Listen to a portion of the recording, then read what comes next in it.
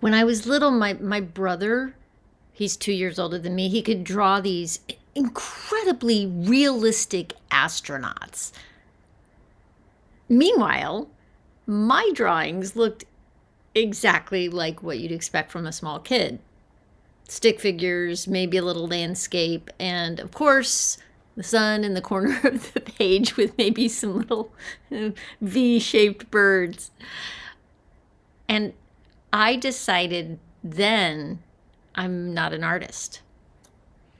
Also when we did art projects at school, mine always felt kind of pathetic. So yeah, somewhere along the way, I made that decision. Not just my drawing didn't turn out the way I wanted, but I'm not artistic. I'm not an artist. I can't draw. And that story stuck. And I'm guessing I'm not the only one who has a story like that.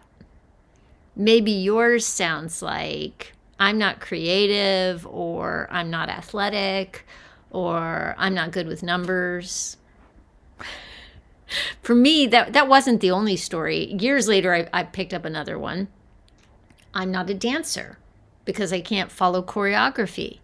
And that belief came from when I was acting, when I was an actor and pursuing a career. And I wasn't a musical theater actress, but occasionally I'd end up in a musical theater audition and they would have choreography as part of the audition. And it was torture because I'd be surrounded by people who were dancers who picked up combinations instantly. And I always felt like I was a step behind. And it was just because I didn't have the training. But once again, that moment, that miserable, embarrassing moment, turned into a definition about who I am or who I'm not. It wasn't, oh, that moment was hard, but that's who I am. And what's interesting about these stories is how quietly they shape our lives. When you believe something about yourself like that, you stop trying. You avoid situations where that might show up. You stop imagining yourself differently. Recently, last week on the podcast, I had Gail Rice. She's a psychologist and writer. And she came on and talked about the idea that we can re-story our lives. That the stories that we carry about ourselves, they aren't necessarily fixed.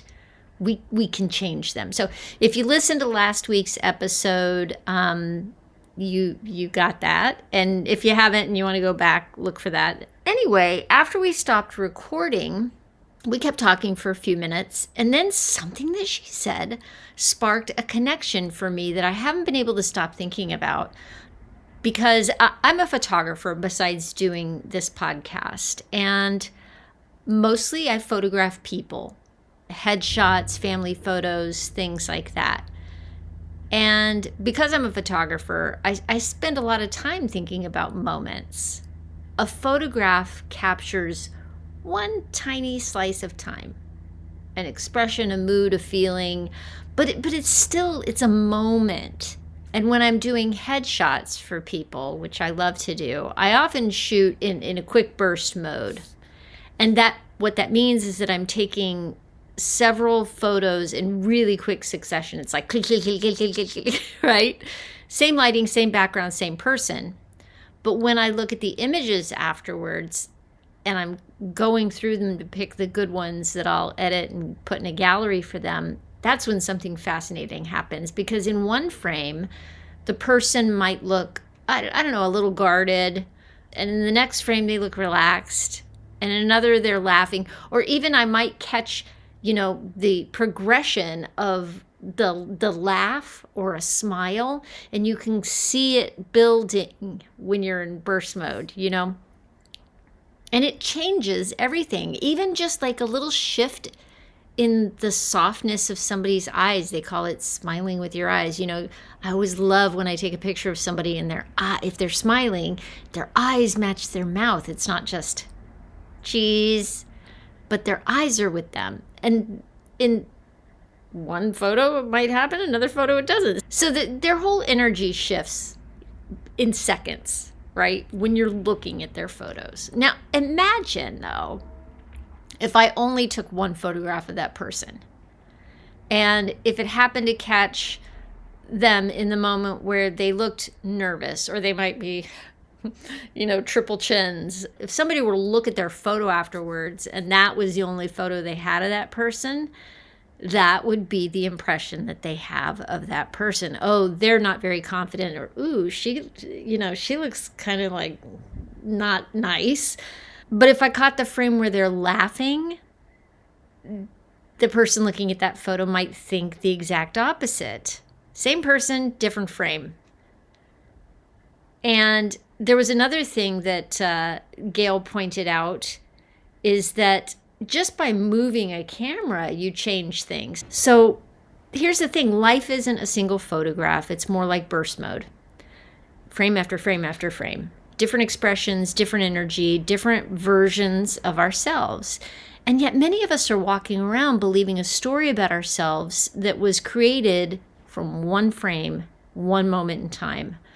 Often a moment when we had very little perspective, maybe very little life experience when we were little, very little context. Things happened around us and we made decisions, right?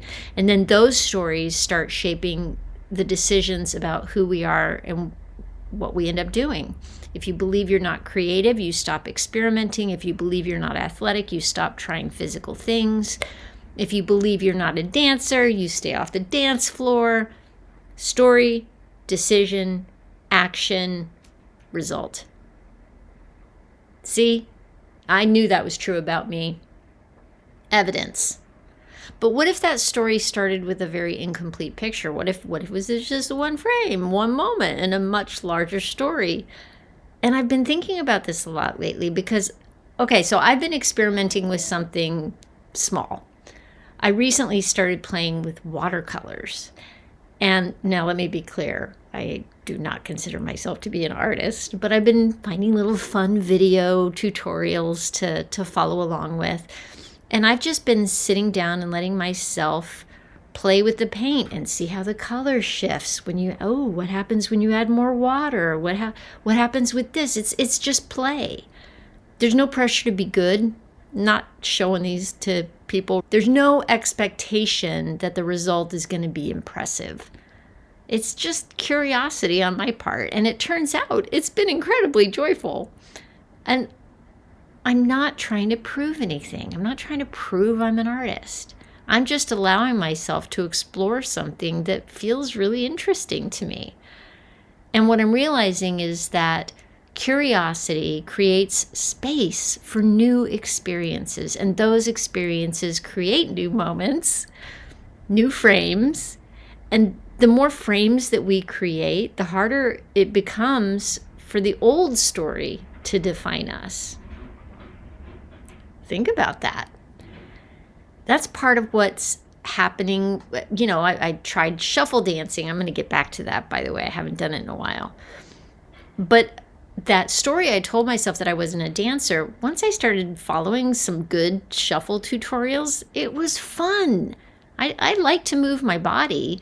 I do have some rhythm, and there's some moves I still remember. I really do need to get back to it because it is fun. Anyway, if somebody walked in while I was practicing shuffle dancing, they might capture a frame where I looked completely lost, and they might think, yep, she's definitely not a dancer. But if they stayed a little longer, they might capture another frame where maybe I'm starting to get it. And maybe another frame where I'm actually having fun. And that's the thing about life. None of the frames define us. They don't have to. They're just moments in the process of living. And maybe the story we need to change isn't who we are. Maybe we just need to remember that one moment was never the whole picture. You are not the most awkward moments of your life. You're not the one time that something didn't go well. You're not the worst photo ever taken of you. You are the entire album. and the next frame hasn't even been taken yet.